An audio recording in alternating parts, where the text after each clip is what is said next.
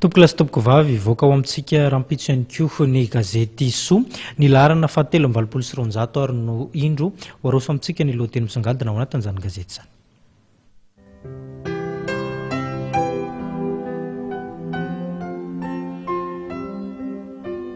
Don't lose your way with each passing day. You've come so far. Don't throw. Ny fitafiana fanao ambany palitao izany indray ny lamaody eto ny soantsika amin'ity herinandro ity izay ananantsika safidy ihany koa ny fitafiana manjaika amin'izao andro efa mangatsika izao. Ny sehatrina tsara ambika manendrika kosa dia anlora mamasoa ireo torohevitra nampianao anome endrika sy bika manjo eo amin'ny andavanandronao na koa ny fanamboarana ny sanga manendrika ny taovolonao. Manana anjara toerana lehibe ny fanabeazana ny zaza ao anatin'ity laharan'ity raha tsy hiteny afa tsy ny lohateny manao hoe raritsain'ny reny dia miteraka soika eo amin'ny zaza. Ireo vaovao farany izay mahavariana sy somary mahatsikaiky maneran-tany dia tsy adino ny soa mitaditra azy ho anao amin'ny pejy faha-efatra ary mbola zavatra maro samihafa no hitanao amin'ny pejy faha-5 momba ny torohevitra mahasoa.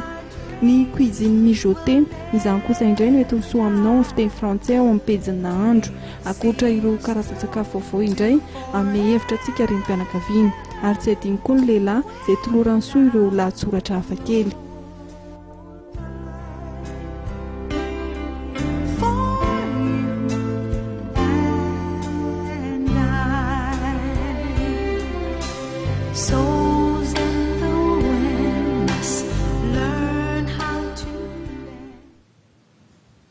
Ny fanamariana ny fetin'ny asa tamin'ity androndroany voalohan'ny volana Mey ity izay nikarakarain'ny SVS na ny syndicalisme vahaolana sahaza ary ihany koa ny faneho-kevitra samihafa mahakasika ny fanatanterahana ny fifidianana no isan'ny vaovao nentina antsika tamin'ity takariva ity dia isaorana feno ianao ry-mpijery-jaina ho amin'ny rapitso amin'ny 7 ariva indray ny fotoana antsika veloma tompoko.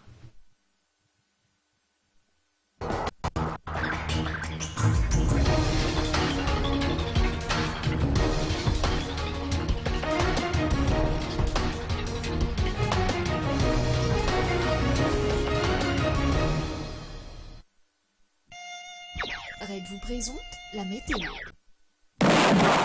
Près de 60 nuits. Quand Red passe, les moustiques trépassent.